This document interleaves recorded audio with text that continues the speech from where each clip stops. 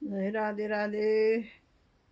यो भिडियो विश्वभरि पुगोस्, सबैलाई अनुरोध गरी मैले सबैलाई प्रणाम छ। राधे राधे। यो छोरी मान्छे भएर जन्मिनु, यो पृथ्वीमा धेरै पाप गरे भएर छोरी मान्छे भएर यो पृथ्वीमा जन्मिनु पर्यो।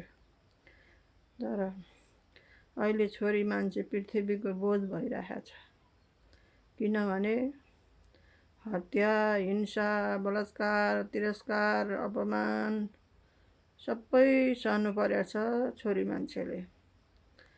र छोरी मान्छेलाई पृथ्वीमा जन्म नहोस् भन्छु म। छोरी मान्छे भएर जन्मिनु ठुलो अपराध हो, पाप हो। किनभने संसारमा छोरी मान्छेको घर भन्ने कहीँ पनि छैन। माइतमा दुःख गर्यो, धेरै दुःख गर्यो, ढाड मात्ने गरी काम गर्यो, आखिरी त्यो घर दाजुभाइको हुन्छ, दिदीबहिनीको केही हक लाग्दैन। गएको बेला एक छाक खाना पनि नदिनु पर्यो हुन्थ्यो भन्ने हुन्छ। त्यस कारणले छोरीलाई भन्दा छोरीलाई बढी हेरचाह गरौँ। किनभने छोरीको कहीँ पनि घर छैन, न घर छ न थर छ। दुःख गर्यो, आखिरी कमारो जस्तो घोटियो, कतै पनि घर हुँदैन।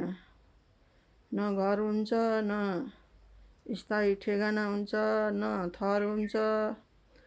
एक मानो गुन्द्रुक बोकुन्जेलसम्म पनि केटी मान्छेको घर हुने नहुने कुनै ग्यारेन्टी ठेगाना छैन। त्यस कारणले आफ्ना बाबाआमाले जति हुन्छ, जति छ सम्पत्ति छोरालाई बराबरी भाग लाएर दिने गरौँ। त्यसो हो भने अलिकति हत्या हिंसा पनि रोकिन्छ, छोरी मान्छेको अलि अपमान पनि हुँदैन। अहिले मान्छेहरू अपराधी भइसके सबै। खेलौना बनाउने, दास बनाउने, प्रयोग गर्ने बेला गर्ने मुखको रगत छन्जेल खेलौना बनाएर अनि उसले फाइदा लुटिसक्छ। अनि मुखको रगत पनि सिद्धिन्छ। अनि त्यहाँबाट उसले अनेक बहाना गराएर या डिभोर्स गर्ने हो या मारिदिने हो। उसको हातमा छ सबै। छोरी मान्छेको जिन्दगी नै उसैको हातमा छ। त्यस भएर छोरालाई भन्दा छोरीलाई बढी माया गरौँ। त्यसो भयो भने अलि हत्या हिंसा रोकिन्छ कि भन्ने एउटा आश। कतै सम्पत्ति नपाएर मारेछन्, कतै दाइजो नपाएर मारेछन्, कतै के भएर मारेछन्। धेरै नै पुतली जस्तो खेलौना बनाएर अत्याचार गरे यिनीहरूले। र छोरी मान्छे पृथ्वीको बोझ जस्तै बनाए, न यता न उता कता न कता। त्यसमा छोरी मान्छे पनि हतनपत्ता हाम नफालौँ। आफ्नो मुखको रगत सिद्ध्याउनु हो। मुखको रगत छन्जेल सबैले माया गर्छन्। मुखको रगत सिद्धेपछि कसैले वास्ता गर्दैन। आफ्नो खुट्टामा उभिएर आफू कमाएर आफू बाँच्ने, आफू रमाउने, आफू खुसी हुने गर्नुपर्छ।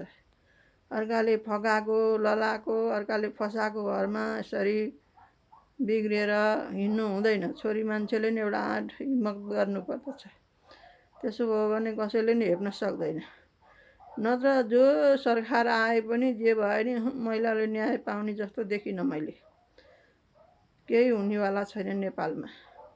न कानुन बलियो छ, न आफन्त बलिया छन्। कोही नभएपछि अनि जसले नि थिचोमिचो गर्ने र हेप्ने भइहाले। त्यसो भएर महिलाहरूलाई धेरै नै बाँच्न गाह्रो छ, कष्ट छ।